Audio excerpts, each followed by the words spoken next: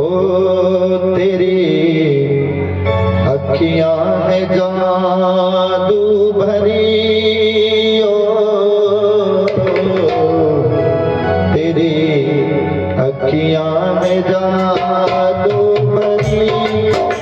बिहारी जी में कब से खड़े तेरी अखियां है जादू भरी। बिहारी मैं तो कब से खड़े तेरी अखियां है जादू भरी। बिहारी मैं तो कब से खड़े तेरी अखियां है जादू भरी। बिहारी मैं तो कब से खड़े।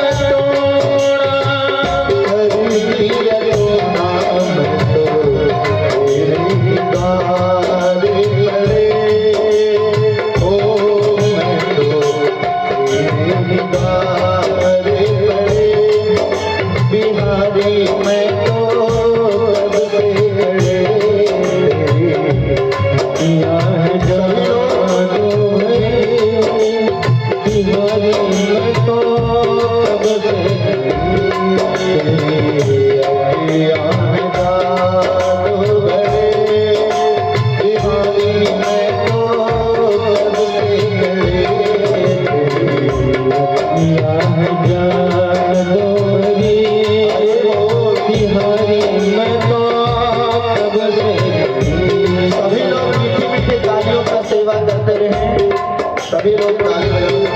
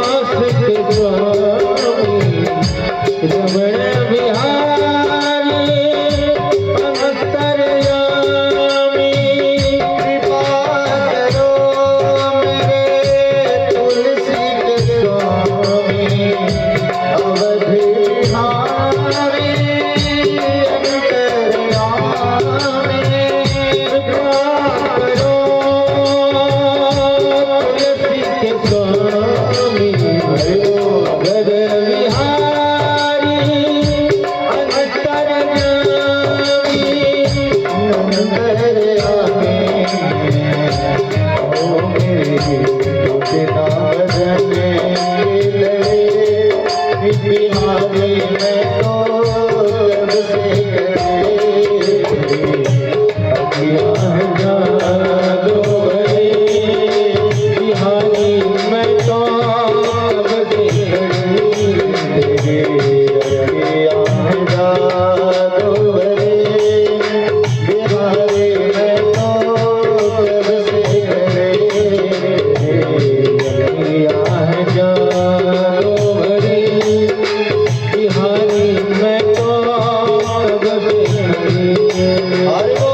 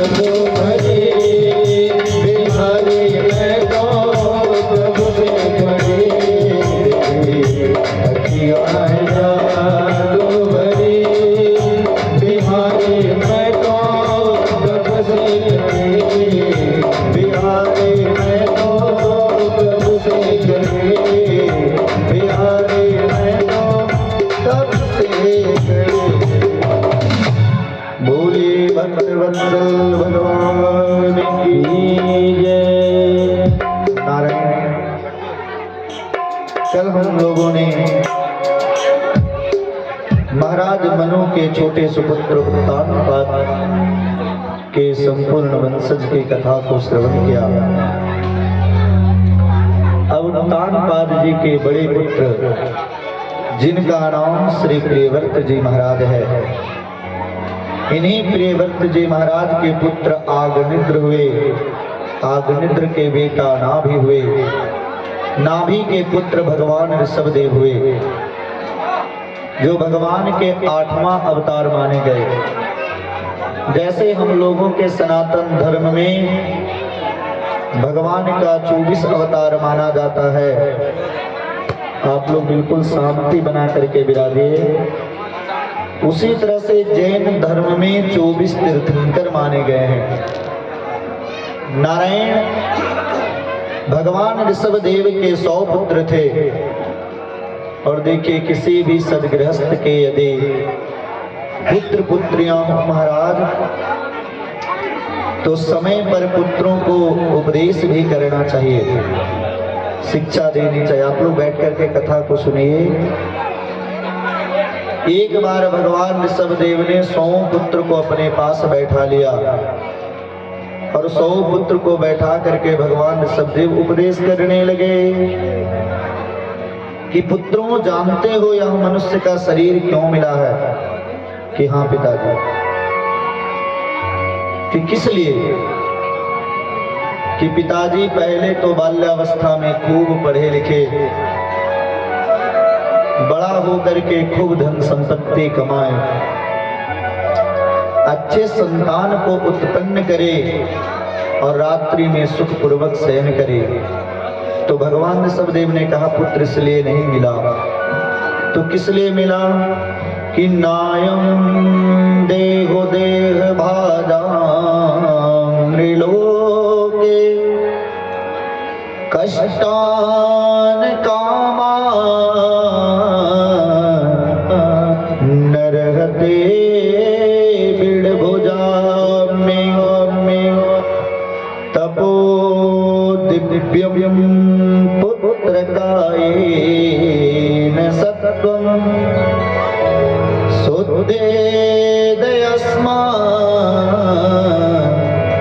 ब्रह्म सौख्यम तदनंतम।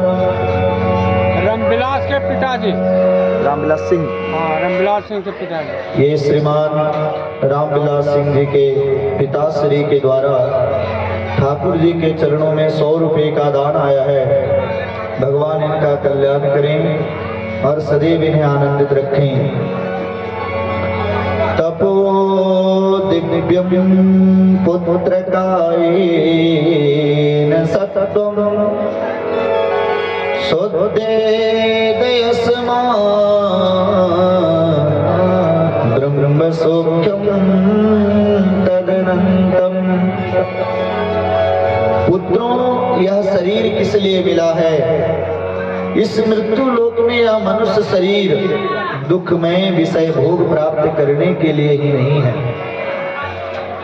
क्योंकि विषय भोग तो अन्य शरीर से भी प्राप्त किया जा सकता है। भैया वहां बहुत संख्या में जो आप लोग खड़े हैं, आप लोग शोर नहीं मचाइएगा।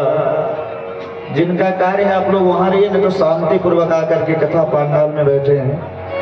और यदि दूर भी हैं तो शांति से रहें। क्या नाम हुआ? करण सिंह का मम्मी।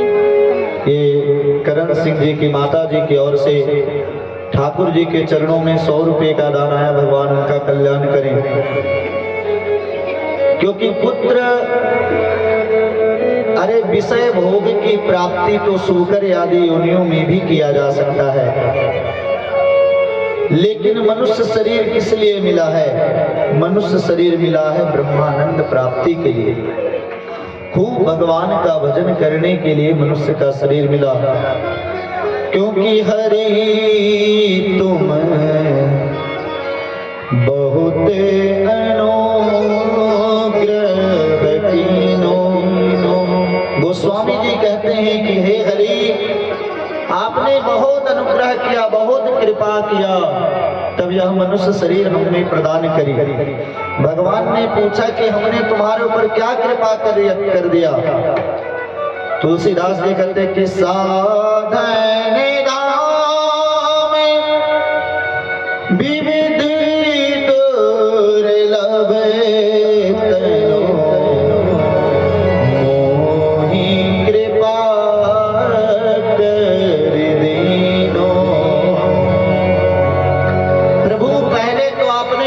बनाया, क्योंकि दुर्लभो मानुषो देहो।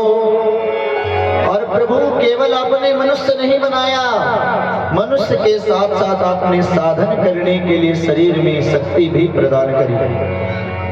सोचिए, कई मनुष्य ऐसे बने हैं जो बेचारे शरीर से अस्वस्थ हैं, बैठ नहीं सकते, भगवान की कथा को सुन नहीं सकते।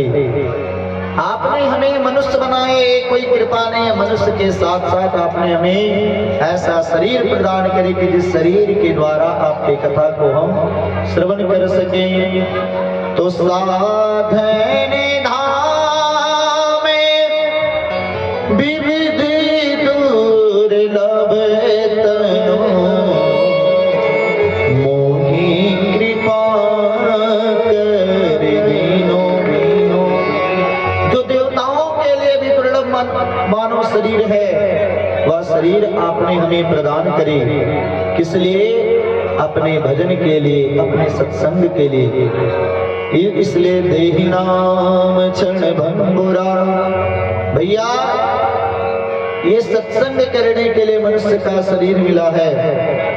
खूब भगवान की कथा को श्रवण करो, और इतनी कथा को श्रवण करो कि बिल्कुल भगवान के कथा रूपी आनंद में डूब जाओ।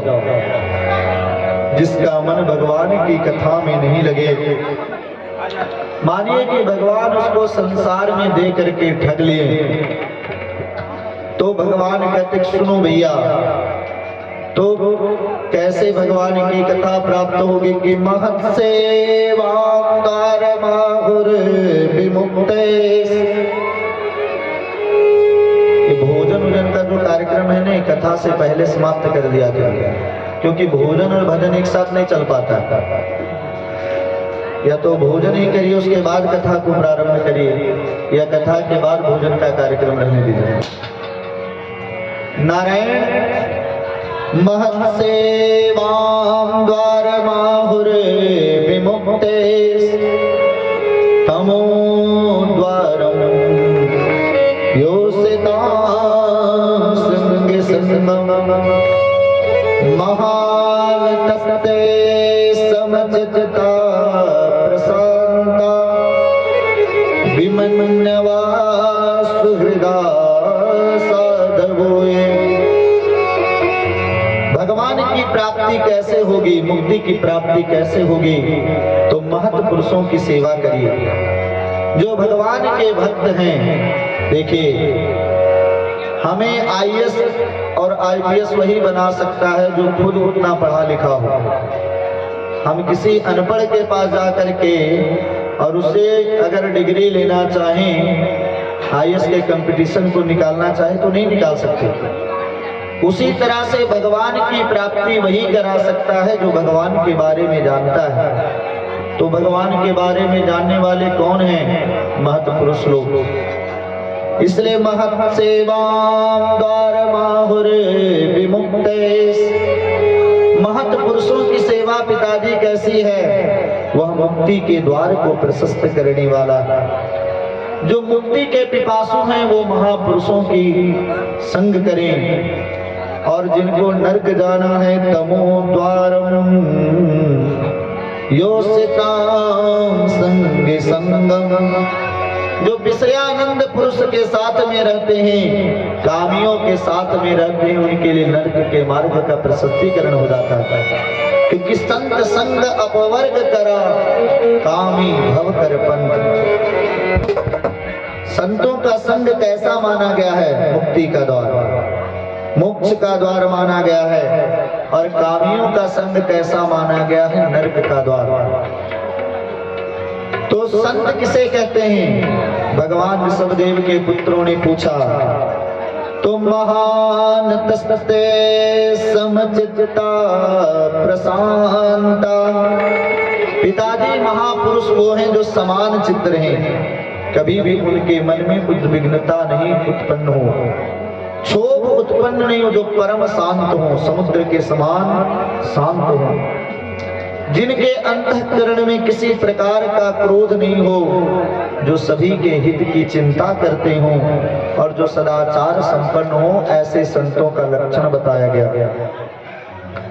नारायण जैसे ही भगवान ऋषभदेव के पुत्रों ने मनुष्य जन्म की सार्थकता के बारे में भगवान ऋषभदेव से श्रवण करी, तुरंत 9 पुत्र घर द्वार छोड़ करके निकल गए। महाराज यही नवयोगेश्वर बने जिनकी चर्चा एकादश स्कंद में महाराज जनक के साथ में हुई है। और इनके बड़े पुत्र हुए भरत, जिनके नाम से इस देश का नाम भारतवर्ष पड़ा। बोलिए श्री भरतलाल जी महाराज की जय। इस भारतवर्ष में 3 भरत ने जन्म लिया और तीनों ने भारतवर्ष की बड़ी सेवा करी। एक भरत हुए भगवान श्री राम के भाई भरत, जो साक्षात प्रेम की मूर्ति थे। दूसरे भरत जिनकी कथा भी हम लोग श्रवण कर रहे हैं, भगवान ऋषभदेव के पुत्र, जो त्याग की मूर्ति हैं। और तीसरे भरत कौन हुए? शकुंतला पुत्र भरत, जो बचपन में ही शेर का दांत गिन लिया करते थे। इन तीनों भरतों ने भारतवर्ष की बड़ी सेवा करी और इतनी सेवा की नारायण कि इनके नाम पर इस देश का नाम भी भारतवर्ष पड़ा। श्री भरतलाल जी महाराज का भी जब चतुर्थपन आया है तो महाराज भरतलाल जी अपने घर द्वार छोड़ करके गंडकी नदी के किनारे, जो वर्तमान में नेपाल में पड़ता है, ऐसा जगह जा कर भगवान का भजन करने लगे। खूब भजन किए, दिन रात भजन करते थे। लेकिन एक बार ऐसा हुआ कि एक मिर्गी गर्भ से थी, वो पानी पी रही था, तब शेर ने दहाड़ लगाया और महाराज वो शेर के भय से वो नदी को लांघना चाहिए। एक तो प्रसव की पीड़ा और महाराज दूसरी उसको शेर का भय। नदी तो किसी तरह से वो पार की, लेकिन उस पार गिरी तो वो मृत्यु को प्राप्त हो गई। और उसका जो प्रसव था, बच्चे मृग का जन्म बीच नदी में हो गया। भरतलाल जी इस दृश्य का दर्शन कर रहे थे गंडकी नदी किनारे। वो बच्चे को बचा करके ले आए। बहुत अच्छा किए, क्योंकि प्राणी मात्र के प्रति दया होनी ही चाहिए। कुछ दिन तक मृग को रखे, लेकिन उनका धर्म क्या था कि जब मृग थोड़ा बड़ा हो गया तो मृग के झुंडों में छोड़ देते। तो जो भरतलाल जी भगवान का 24 घंटा भजन में लीन रहते थे, वो भरत जी का भजन अब केवल 12 घंटा रह गया। और कुछ समय के बाद तो ऐसा समय आया कि पूरा समय ही वो मृगी को देने लगे। महाराज एक बार मृगी का झुंड आया मृगों का, और वो मृगी का बालक उन मृग के झुंडों में मिलकर के चला गया। मृग का चिंतन करते करते भरत जी ने अपने प्राण को त्यागा। और अंते यामति सागति, अंत में आप जिसका चिंतन करोगे अगला जन्म का कारण वही बनेगा। आजकल लोग कुत्ता को बहुत पालते हैं ने, और अगर उसका चिंतन करके मरेंगे तो क्या बनेंगे भगवान जाने। लोग को गौ पालन करने में संकोच लगता है। तो नारायण ऐसे श्री भरतलाल जी महाराज, जब भरत जी मरे तो उनका जन्म एक मृगी के यहाँ हुआ, क्योंकि उन्होंने मृग का चिंतन करके अपने प्राण को त्यागा था। लेकिन अन्य भजन कभी समाप्त नहीं होता। मृग तो बने, लेकिन मृग शरीर में भी हमेशा ये रोया करते थे एकांत में बैठ करके कि कितना बढ़िया हम भगवान का भजन किया करते थे, लेकिन एक मृग के कारण हमारा भजन समाप्त हो गया, मृगी बनना पड़ा। इस बार भरतलाल जब मरा मृगी तो उनका जन्म फिर से मनुष्य शरीर में हुआ। ब्राह्मण कुल में जन्म लिए भैया, ब्राह्मण कुल में जन्म लिए तो उनका यज्ञोपवीत संस्कार हुआ। पिताजी बहुत पढ़ावे कि भैया पढ़ लो, दुर्गा सप्तशती पढ़ लो, सत्यनारायण की कथा पढ़ लो, ताकि यजमानों के यहाँ पूजा करवाओगे। जड़ भरत जी बहुत विद्वान थे, लेकिन फिर भी उन्होंने गायत्री मंत्र तक अपने पिताजी को नहीं सुनाया। पिताजी ने इनका नाम रख दिया जड़ भरत, ये महामूर्ख है। क्योंकि भरत जी सोचे कि अगर आज मंत्र पढ़ गए तो कल पिताजी शंख और पोथी पकड़ा देंगे कि आज जाके यजमान घर पूजा करा दो, इसलिए कुछ भी नहीं पढ़ना। भरतलाल जी बिल्कुल पागल के तरह रहने लगे। इनका नाम जड़ भरत पड़ा। जड़ भरत जी ने सोचा कि चलो मूर्खता का प्रमाण पत्र मिल गया, अब कोई भी संसार में हमसे तो विवाह करने वाला नहीं। भाई लोग थे, भोजन मिल जाता था, जीवन निर्वाह के लिए भोजन करते थे, दिन रात ठाकुर जी का भजन किया करते थे एकांत में बैठ के। कुछ समय के बाद माता पिताजी का निधन हो गया। तो भाई लोगों को तो नहीं, लेकिन भाभियों को बहुत तकलीफ हो गई कि हम पति देव को बादाम का हलवा खिलावें, लेकिन फिर भी हमारे पतिदेव 1.5 हड्डी के और ये जूठा सूठा टिक्कर भी खा करके इतना मजबूत बना हुआ है। इसलिए भाभियों ने कहा करे इसको भी कोई काम पे लगाओ। तो भरत लाल जी को दे दिया गया फावड़ा कि जा करके खेत में काम कर दो, जा करके मिट्टी को थोड़ा सा मेड़ बना दो, आर बना दो। जड़ भरत जी ने सोचा कि अगर आज इनका हम कार्य किए तो कल हल पकड़ा देंगे, इसीलिए उनको कहा गया मेड़ बनाने के लिए, बिल्कुल पहाड़ बना दी। भाइयों ने मना कर दिया, अरे भैया छोड़ दो। उनके लिए खटिया की व्यवस्था वहीं पे कर दिया गया खेत में कि तुम यहीं रहना और खेती का रखवाली करना, भोजन यहीं पे तुमको मिल जाएगा। जड़ भरत जी सोचे तो बहुत भगवान की कृपा हुई कि चलो एकांतवास मिल गया और जीवन निर्वाह के लिए भोजन तो मिल ही जाता है। और हमारा चिड़िया उड़िया आके जब फसल खाने लगे ने तो जड़ भरत जी बड़े मस्ती से गाते हैं कि राम जी का चिड़िया राम जी का खेत, खाओ रे चिड़िया भर भर पेट। राम जी का चिड़िया राम जी का खेत, खाओ रे चिड़िया भर भर पेट। राम जी की चिड़िया राम जी का खेत, राम जी की चिड़िया राम जी का खेत, खाओ रे चिड़िया भर भर पेट। राम जी की चिड़िया राम जी का खेत, राम जी की चिड़िया राम जी का खेत, खाओ रे चिड़िया भर भर पेट, खाओ रे चिड़िया भर भर पेट। नारायण इसी तरह से जड़ भरत जी गा करके और पूरे खेत को खिला देते हैं पशु पक्षियों को, क्योंकि सब में वो भगवान का दर्शन करते हैं। अरे संसार में विरोध तो वो किसी से करे जिसका कोई शत्रु हो, और जो भगवान का भक्त है उसके लिए शत्रु कौन हो सकता है। भाइयों ने कहा कि ये कोई काम का नहीं है, भगा दिया घर से, पड़ा पड़ा केवल भोजन करते रहता है। तो भैया अरे जिनको भूख लगा होगा उनको जबरदस्ती करने की जरूरत नहीं है, तो स्वयं चले जाएंगे। तो नारायण श्री जड़ भरत जी महाराज जड़ भरत, आइए हम लोग एक भजन को श्रवण करेंगे। तब तक आप लोगों को जितना शोर मचाना है शोर मचा ले, उसके बाद कथा प्रारंभ होगी तो आप लोग शांति बना करके रहेंगे।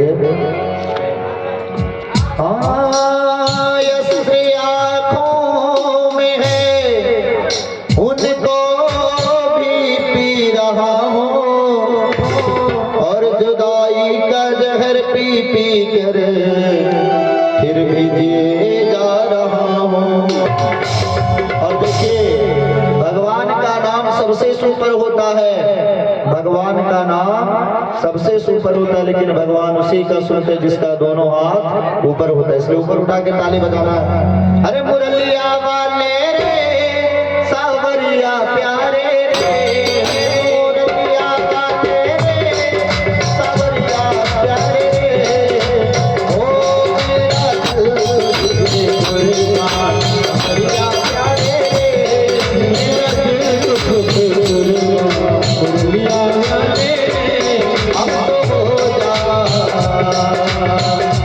ओ मुरलिया वाले सावरिया प्यारे रे, मुरलिया वाले सावरिया प्यारे रे, मेरा दिल तुझे कुर्बान सावरिया प्यारे रे, मेरा दिल तुझे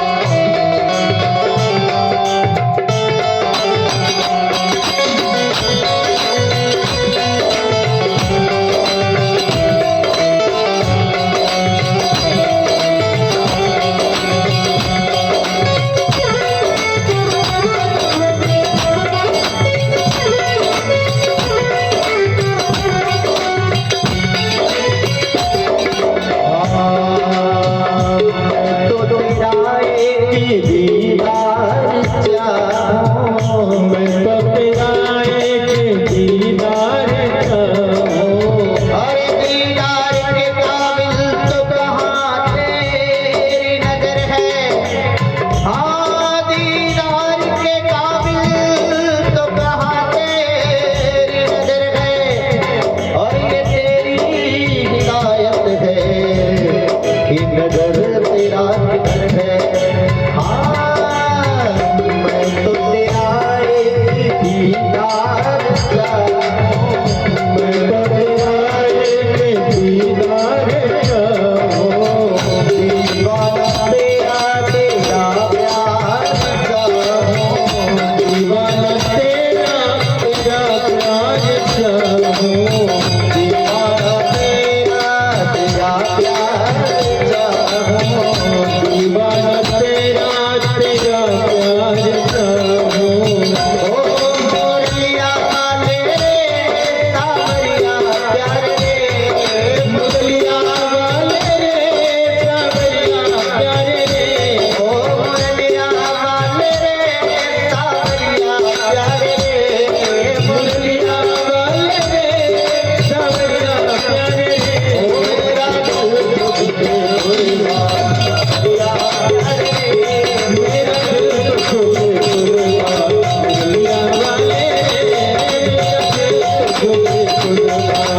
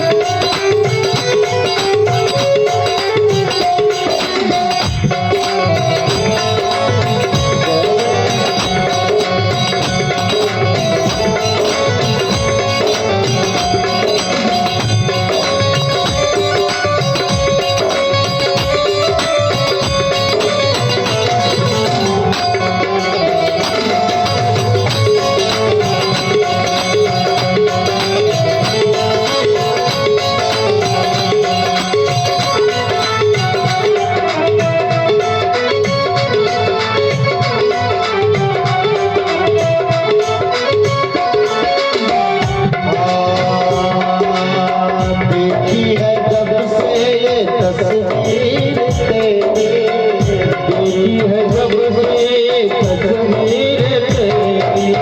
ओ तेरी सूरत से नहीं मिलती किसी की सूरत, हाँ तेरी सूरत से किसी की नहीं बनती सूरत। और हमें जहाँ तस्वीर दिखे बस तेरी ही मूरत। हाँ देखी है जब से तस्वीर तेरी, देखी है जब से तस्वीर तेरी। तब से बदल गई है तकदीर मेरी, तब से बदल गई है तकदीर तेरी। देखी है जब से ये तस्वीर तेरी, देखी है जब से तस्वीर तेरी। तब से बदल गई है तकदीर मेरी, तब से बदल गई है तकदीर तेरी। ओ मुरलिया वाले सावरिया प्यारे रे, मुरलिया वाले रे सावरिया प्यारे रे।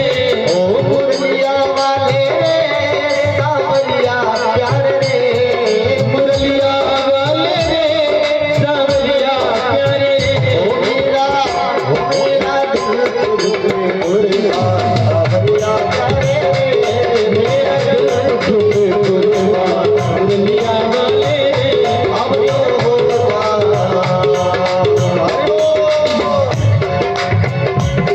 ऐसे काम नहीं चलेगा। बोलिए विश्व कन्हैया लाल की, सच्चे दरबार की। अरे जोर से बोलिए, जय। जोर से बोलिए, बोलिए सच्चे दरबार की। पूरा पूरा हाथ उठा करके वैसे ताली बजा बजाते हुए पूरा पूरा हाथ उठाइए, पूरा पूरा हाथ उठाइए आप सभी लोग, बोलिए सच्चे दरबार की। और ताली बजाते हुए क्या कहेंगे? मुरलिया वाले रे सावरिया प्यारे रे, मुरलिया वाले रे सावरिया प्यारे रे, अब तो होगा मेहरबान मुरलिया वाले रे, अब होगा मेहरबान मुरलिया वाले रे, मेरा दिल तो झुके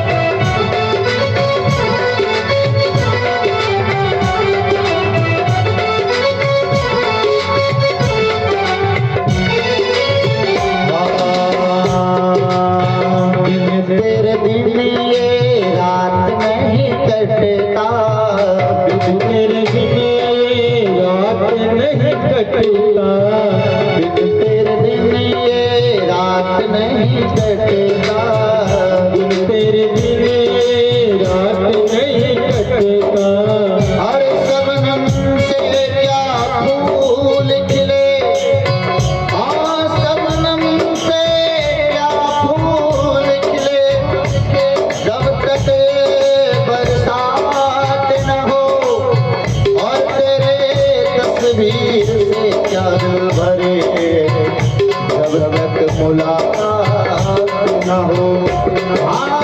बिन तेरे बिन रात नहीं कटेगा, बिन तेरे बिन रात नहीं कटेगा, बिन जुदाई का पल नहीं कटेगा, बिन जुदाई का पल नहीं कटेगा।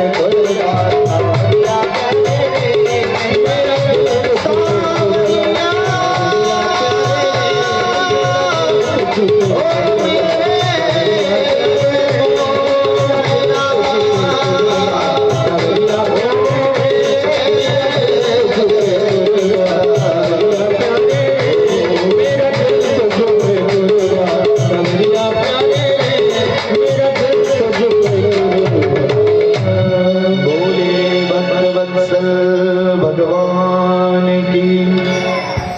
तो भैया श्री जड़ भरत जी जब किसी के काम लायक नहीं रहे तो भाइयों ने सोचा कि बड़े बड़े भोजन करता रहता है, इसलिए से घर से बाहर निकाल दो, क्योंकि दुनिया के काम लायक जब आप नहीं बचोगे तो दुनिया स्वतः आपको बाहर निकालेगी। पकड़ लिया कभी तुरंत छोड़ देता, अच्छा नहीं।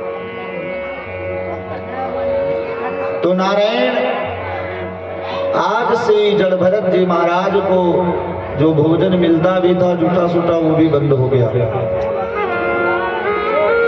जड़ भरत जी पृथ्वी पर भ्रमण करने लगे, कहीं भी मिल जाता है तो भोजन ग्रहण करते हैं, नहीं मिलता तो वो दिन उपवास समझ करके, व्रत समझ करके और भगवान के भजन में आनंदित रहते हैं। एक बार वन प्रदेश की यात्रा कर रहे थे जड़ भरत जी, तो महाराज जो भिल्लों का राजा था, वनवासियों का जो राजा था, उसने देवी मंदिर में मन्नत मांग रखी थी कि माता रानी यदि हमारे यहाँ किसी पुत्र का जन्म हुआ तो मैं आपको नरबलि चढ़ाऊंगा। माता रानी की कृपा से उन्हें पुत्र हुआ। तो भीलों को आदेश करी भीलों के राजा ने कि जो कोई मिले उसे तुम पकड़ करके ले आओ। तो उन लोगों को कोई और नहीं मिला, जड़ भरत जी महाराज मिल गए, पकड़ करके ले आए। पहले बाबा को बढ़िया से स्नान कराया गया, जड़ भरत जी बड़े प्रसन्न, बहुत सुंदर भोजन कराया गया। जड़ भरत जी ने प्रेम से भोग लगाया। जैसे बकरे को बलि देने से पहले खूब उसको चराया जाता है, खिलाया जाता है। जड़ भरत जी सोचे कि चलो भाई भोजन भी बढ़िया मिल गया। तो भीलों के सरदार ने कहा कि महाराज अब सर झुकाओ। वो तलवार लेकर के खड़ा हो गया। क्यों भैया, ये जो बढ़िया बढ़िया जो मिठाई और भोग लगाए ना फ्री में नहीं मिला, क्योंकि हमारी नरबली की संकल्प थी। तो माता रानी के इच्छा में अपनी इच्छा को जड़ भरत जी मिला के सर झुका दिए। लेकिन मां को लगा कि जड़ भरत जी भगवान के परम भक्त हैं, यदि इनका कुछ भी अनहित हुआ तो भगवान हमें क्षमा नहीं करेंगे। जड़ भरत जी ने माता रानी की स्तुति करी। या देवी सर्वभूतेषु शक्तिरूपेण संस्थिता नमस्तस्यै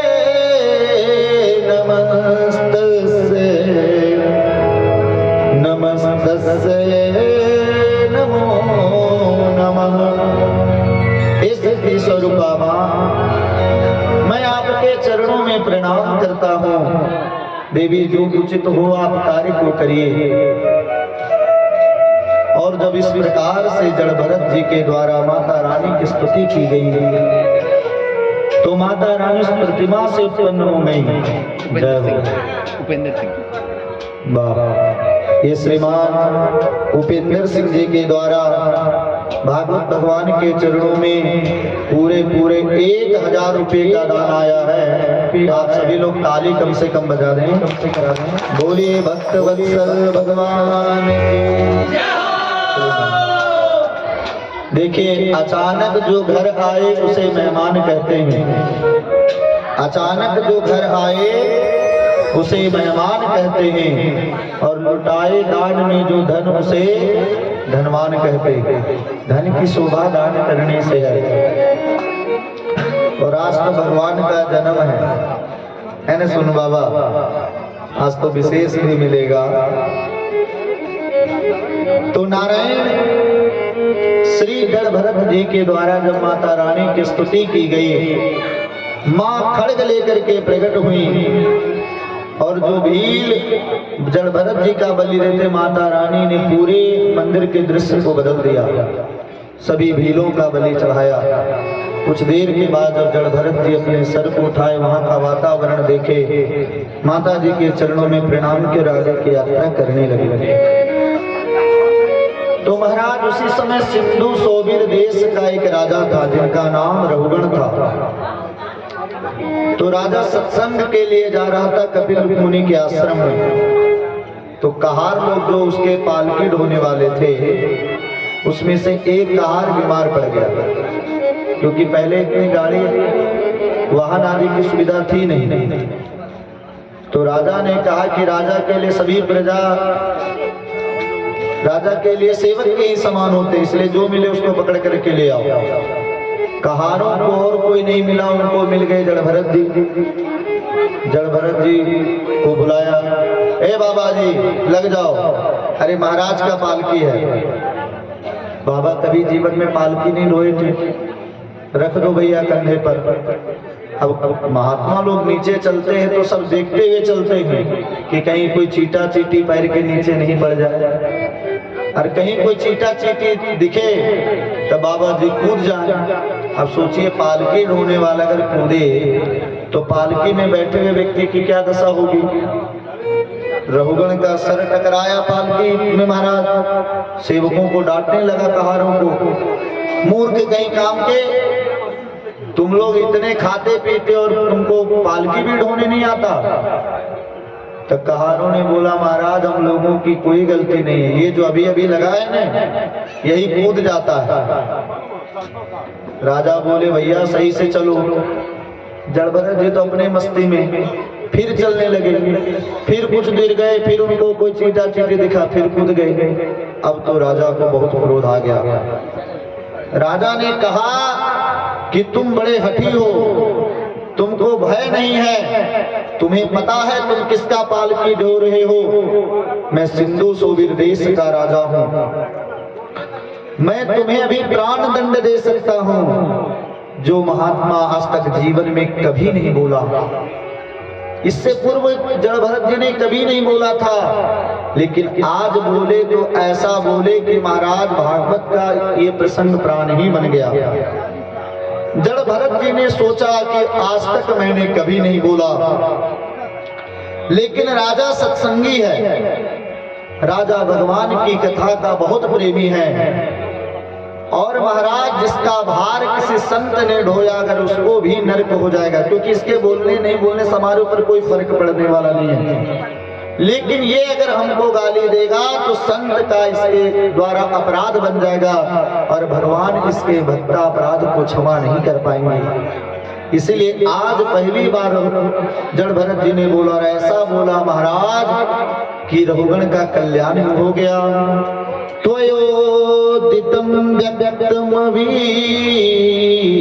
प्रलब्धं भर्तुर समेस्या यदि वीर भारः गन्तुरे यदि स्यादधिगम्यमध्वां पीवेति रासो न विदां प्रवादः। महाराज आपने जो बोला कि तुम्हें भार ढोने के लिए नहीं आता, तो भार तो वो ढोए जो किसी को ढोने वाला हो, जो आप हैं वो हम हैं। दूसरा बात आपने कहा कि मैं बहुत मोटा हूं, क्योंकि राजा ने ताना मारा कि इतने दुबला पतला है, ये कैसे भार को ढो सकता है। तो देखो मोटा होना पतला होना बुढ़ापा आना ये शरीर का धर्म है, ये आत्मा का धर्म नहीं है। तुम कहते हो हमें दंड दो, अरे तुम हमें दंड क्या दे सकते हो। अरे दंड तो उसे दिया जा सकता है जो दिखे, लेकिन महाराज जो दिखता ही नहीं उसे तुम दंड क्या दोगे। जड़ भरत जी ने जब इस प्रकार से कहा राजा देखने लगे जड़भरत जी को और इनके कंधे पर जब जनेऊ देखे तो तुरंत राजा चरण में गिर पड़े। चरण में गिर करके राजा ने प्रार्थना करी कि महाराज आपके कंधे पर उपवीत है, जनेऊ है, और हमारे कुल में सदा ब्राह्मणों का सम्मान किया गया है, इसलिए आप बताएं कि आप कौन हैं।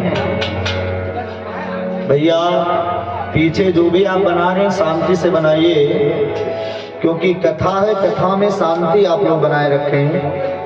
तो नारायण राजा, जो आपने कहा कि मैं शरीर को दंड दूंगा, तो सुनो मैं क्या हूं।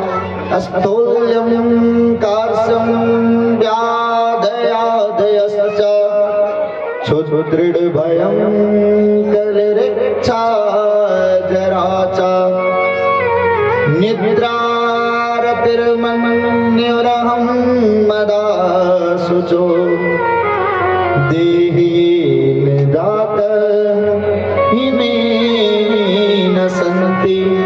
महाराज बुढ़ापा होना, कृष्णा आना, रोग लगना, भूख प्यास लगना, भय कलह इच्छा, ये सब शरीर का धर्म है, आत्मा का धर्म नहीं है। आत्मा को किसी से डरने की आवश्यकता नहीं। आप आत्मा को किसी प्रकार से कोई दंड नहीं दे सकते।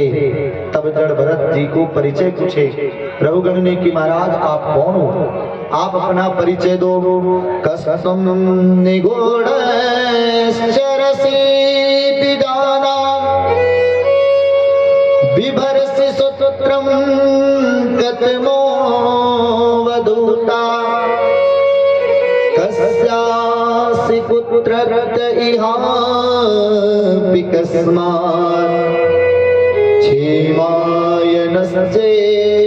क्षेमायनश्चेदसिनोत शुक्लः। महाराज आप अपना परिचय दें। क्या आप साक्षात भगवान दत्तात्रेय हैं? क्या आप साक्षात भगवान कपिल हैं? हमारे कल्याण करने के लिए आप यहाँ कहीं तो नहीं पधारे हैं। श्री जड़भरत जी ने कहा कि ये तुम्हारी दूसरी गलती है। जो तुम हो वो मैं हूं और मैं हूं वही तुम है। हम में और तुम में कोई भेद नहीं है। फिर भी मैं तुमको अपना परिचय देता हूं। अरे तुम तो एक केवल छोटे भूभाग के राजा हो, सिंदूर सोबिर देश के राजा हो। जानते हो इस देश का नाम किसके नाम पर पड़ा कि नहीं महाराज?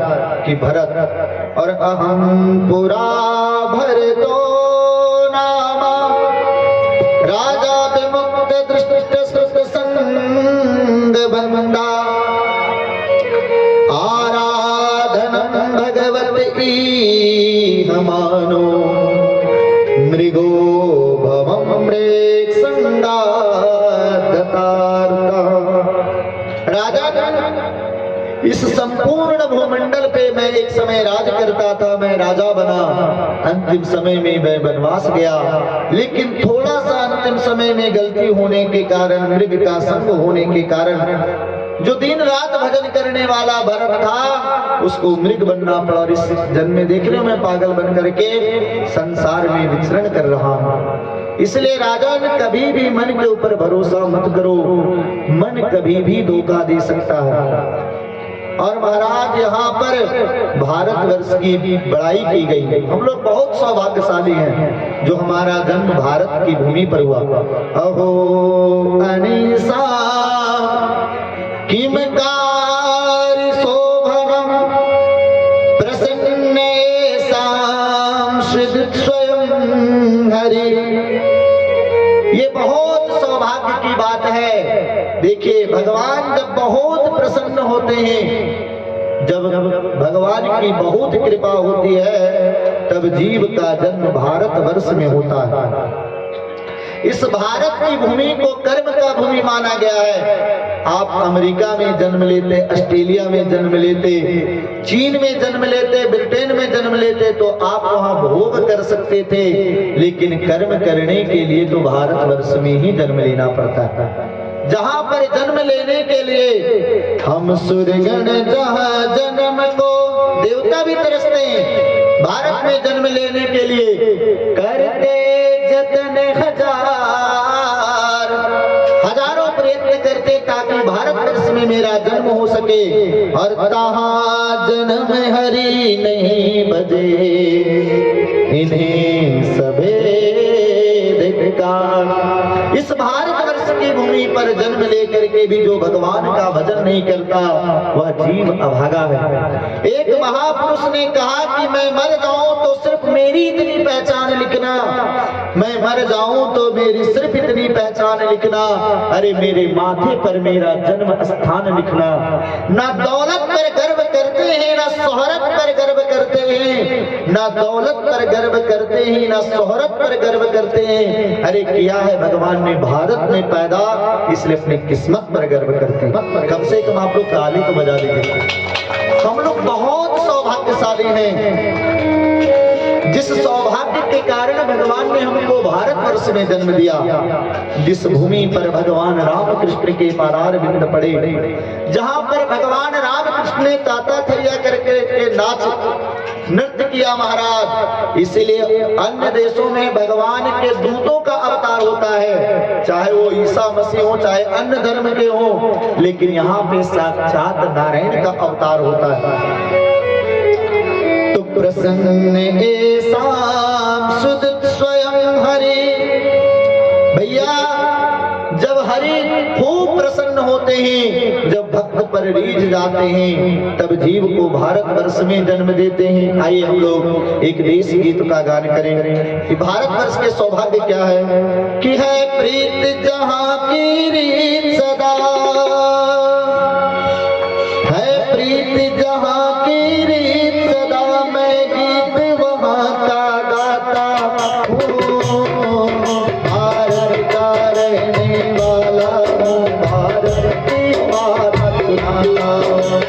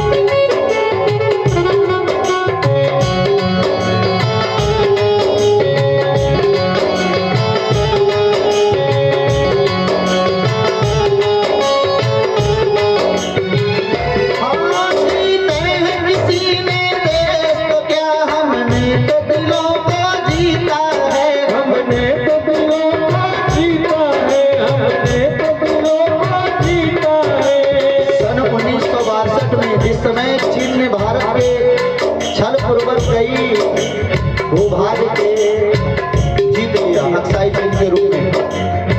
देश का मनोबल उस समय पूरा टूट चुका था। उस समय इस गीत को गाया गया था। हर चीज है किसी ने दे क्या हमने तो दिलों का जीता है, हमने तो दिलों का जीता है, हमने तो दिलों का जीता है। जहरा में अभी तक है नर में, नारी में अभी तक सीता है, नारी में अभी तक सीता है, नारी में अभी तक सीता है। जहरा में अभी तक है नर में, नारी में अभी तक सीता है, नारी में अभी तक सीता है। अरे इतने पावन हैं लोग जवान, इतने पावन हैं लोग जहाँ मैं नित नित शीश झुकाता हूँ। भारत का रहने वाला हूँ, भारत की बात सुनाता